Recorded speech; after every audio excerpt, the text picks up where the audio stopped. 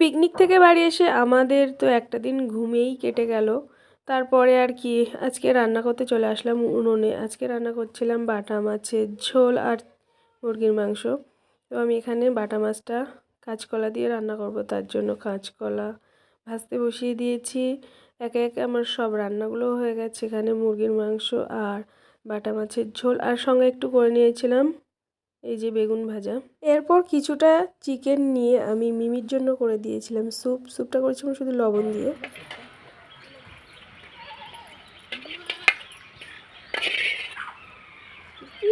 সবই খেয়ে দিল।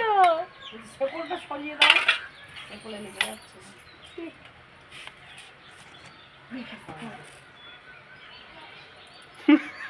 গরমে না গলে যেত। ঝোল দাও, কিন্তু ঝোল ওখান কিন্তু গড়া মাটি টেনে দাও, মাটি টেনে পাতাটা দিলি দিও না, গড়িয়ে যাবে। স্যুপ খা, মাংস মাংস সব খাবে ও। মাংস চিকেনগুলো দিচ্ছিলাম, ও তো টাইম দিচ্ছিল না, সঙ্গে সঙ্গে খেয়ে নিচ্ছে। ওর মুখ দেখে মনে হচ্ছে আর একটু হলে ভালো হতো। তারপর দুপুরবেলা আমরা খাওয়া দাওয়ার পর চলে গেছিলাম একটু মাঠে ঘুরতে। এই দেখো সর্ষে ক্ষেতটা কত সুন্দর লাগছে, আর মধ্যে সাদা সাদা ফুল, ধরে গাছের ফুল। আর ওদিকে সূর্য মামা অস্ত যাচ্ছে, দেখো আকাশটা কত সুন্দর লাগছে। আর আমরা এখান থেকে একটু মটরশুঁটি তুলে খেয়ে নিলাম, তারপরে তুলবো শাক তুলে নেব। তার আগে আমরা খাচ্ছি মটরশুঁটি। ও আমি এসেছিলাম ওই যে অর্পিতার সঙ্গে, ওই যে উনি সামনে যাচ্ছে মটরশুঁটি খেতে খেতে।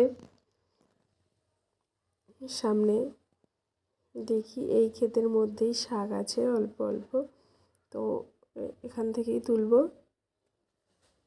তো বিকালবেলা মাঠে ঘুরতে বেশ ভালো লাগে, কারণ চারিদিকে ফসলে ভরা সবুজ মাঠ, ভর্তি ফসল, দেখতে খুব সুন্দর লাগে। এই যে আমাদের শাক তোলা স্টার্ট করে দিয়েছি। আর এদিকে দেখো কপি ক্ষেতটা কত সুন্দর লাগছে, বেশ লাইন দিয়ে দিয়ে বসানো। আর এদিকে দেখো রজনী ক্ষেতটা শীতকাল পরে কেমন শুকিয়ে গেছে, বর্ষাকালে এখানে দারুণ ফুলও ফোটে আর গাছগুলো বেশ ভরা ভরা থাকে। আমাদের শাক তোলা কমপ্লিট হয়ে গেছে, এবার আমরা বাড়ি যাব।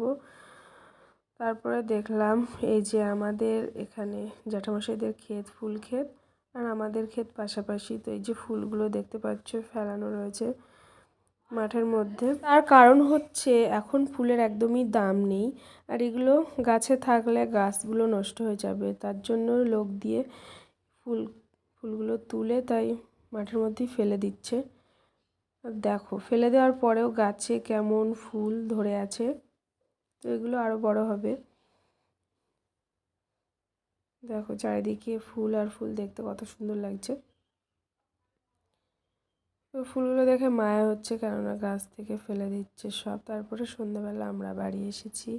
এসে আমি একটু বানিয়ে নিয়েছিলাম কফি। তো চা কফি আমার কোনোটারই নেশা নেই, যখন ইচ্ছা হয় তখন খাই। তো আমি আর আমার ছেলের জন্য বানিয়েছিলাম।